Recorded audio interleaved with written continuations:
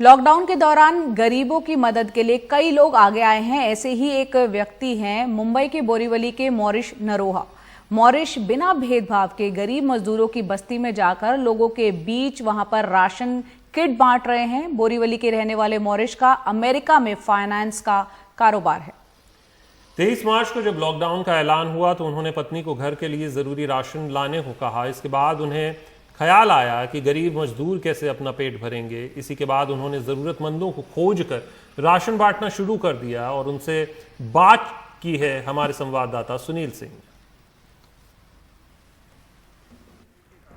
Corona महामारी से बचने के लिए लॉकडाउन लगाया गया, लेकिन उस लॉकडाउन की वजह से लाखों गरीब परिवारों की रोजी रोटी छिन गई।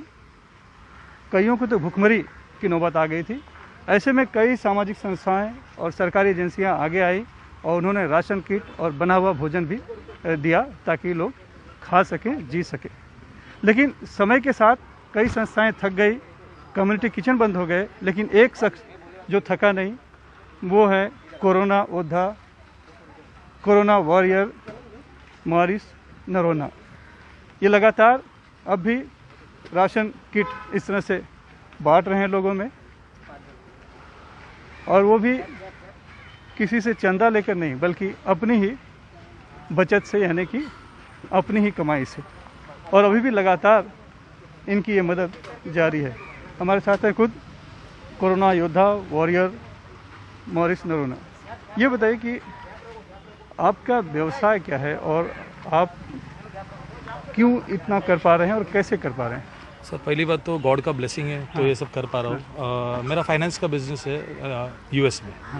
एंड सर क्या हो गया कि कुछ दिनों पहले 22 को जब ये शुरू हुआ तभी मेरी वाइफ ने मुझे बोला कि आप एक काम करो, घर पे राशन भर दो, 5-5 किलो सब कुछ भर दो, राशन है नहीं। तो घर पे राशन बांटने के टाइम पे ये सोचा कि अगर मैं मेरे घर में बांट रहा हूँ तो मेरे वॉचमैन के पास, मेरे मेड्स के पास तो नहीं होगा। फिर सोचा बिल्डिंग में एल्डरली लोगों के पास नहीं होगा। तो सर यही करते करते करते मुझे ऐसा एहसास हो गया था देयर आर मेनी पीपल जिनके पास राशन नहीं है।